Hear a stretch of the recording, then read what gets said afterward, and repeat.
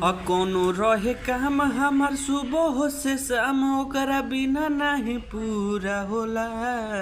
हर की माही के प्यार बिना भाई जिंदगी अधूरा होला।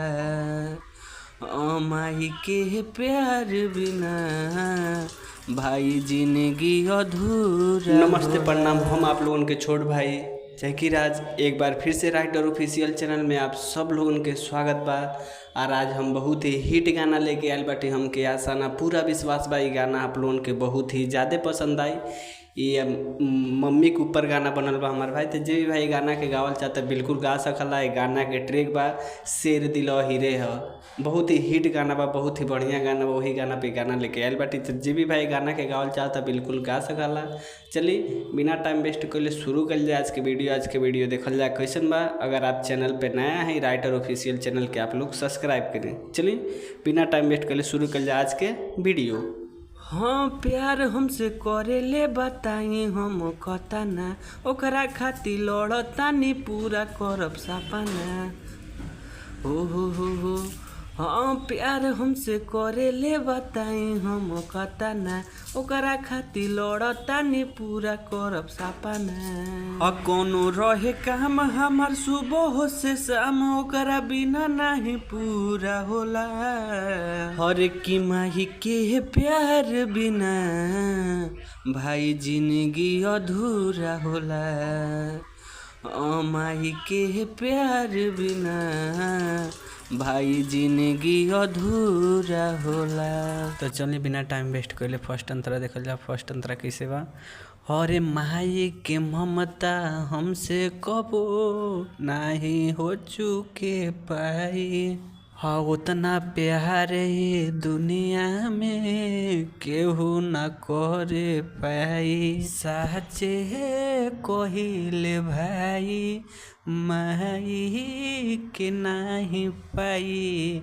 जाके पूछ एक बार उनसे जेकरा पास नइखे माई। और कहतानी साच हमार रुक जाला साच जब ओकरा से बात ना होला। तो माई के प्यार बिना भाई जिंदगी अधूरा होला। और माई के प्यार बिना भाई जिंदगी अधूरा होला। चलिए बिना टाइम वेस्ट कैले लास्ट अंतरा के तरफ चलता। अगर केहू भाई के कोनो डिमांड हो के कोनो ट्रैक पे तो आप डिमांड कमेंट करिए। आपके भाई के वादा बा कि आपके डिमांड पे वो गाना जरूर आई। और जितना भी भाई अगर राइटर ऑफिशियल चैनल पे नया है तो चैनल के सब्सक्राइब करिए।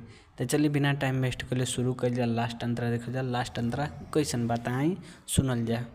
हरे माई बाप से बढ़ के हो दुनिया में ना केहू ज्यादा।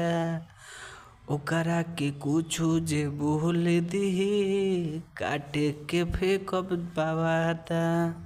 जोही की राज के साथे माई रहे दिन राते।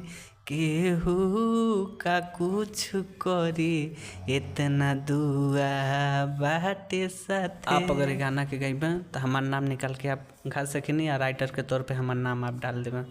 चलिए ओ करे से हमार नाम हमार कौनो भी काम ओकरा बिना नहीं पूरा होला। भाई माई के प्यार बिना ई जिंदगी अधूरा होला।